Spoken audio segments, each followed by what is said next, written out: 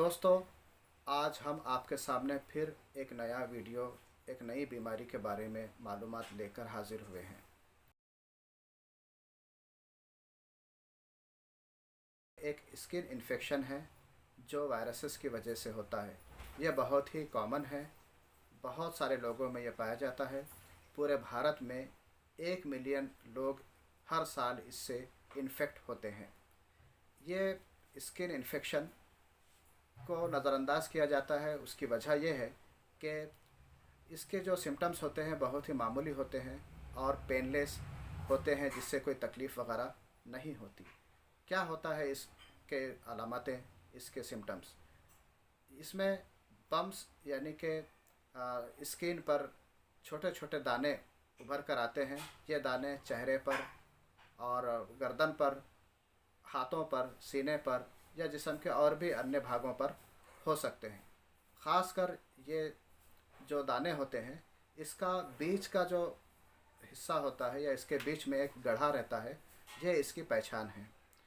ये धब्बे, ये दाने स्किन के कलर के होते हैं।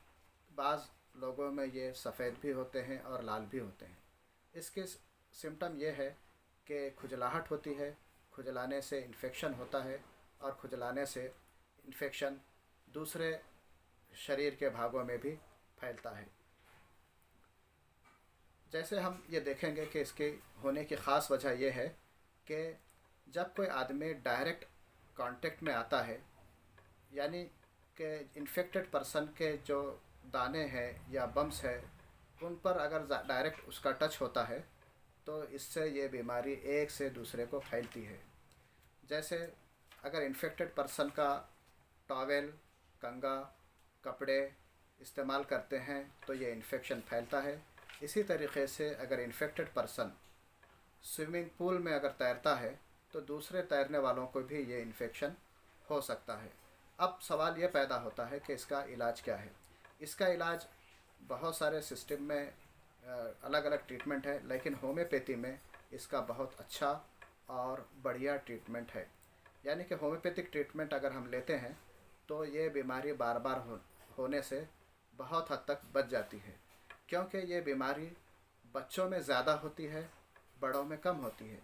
बच्चों में ये बीमारी इन्फेक्टेड बच्चों के खिलौने हाथ में लेने से, उनके साथ में घुलने मिलने से, उनके बॉडी पार्ट्स को, उनके बॉडी को टच करने से, ये जो दाने हैं, बम्स है, ये टच करने से दूसरे बच्चों को भी फैल सकते हैं।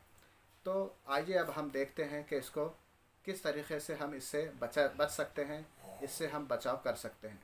तो पहली चीज़ ये है कि हैंड वॉशिंग, हाथ धोना।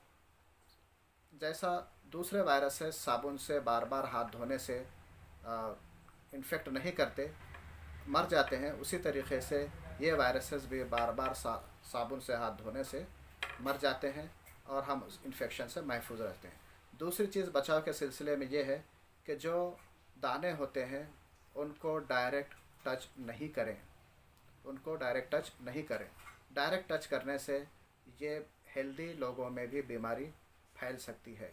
और तीसरी चीज़ इसमें यह है कि जो इन्फेक्टेड पर्सन है उसके जो उसके जो पर्सनल आइटम्स है, जैसे कपड़े हो गया है, कंगा हो गया है, या फिर इसी तरीक़े से और कोई जो चीज़ें इस्तेमाल होती है, वो चीज़ें जो है इस्तेमाल नहीं करें, इससे बचा रहे तो हमारा बचाव हो सकता है।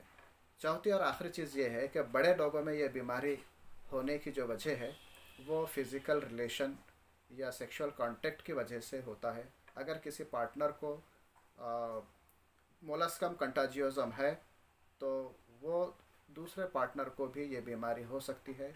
इसलिए इन्फेक्टेड पर्सन ट्रीट होने तक फ़िज़िकल रिलेशन नहीं रखे। होम्योपैथी के लिए हमसे ज़रूर कांटेक्ट 037। हमारा एड्रेस है Yaseen homeopathic clinic and counselling centre, opposite Haider function hall, Deglur Naka, Nanded. हमारा मोबाइल नंबर है 9822857037। आप हमें मालूमात के लिए भी फ़ोन कर सकते हैं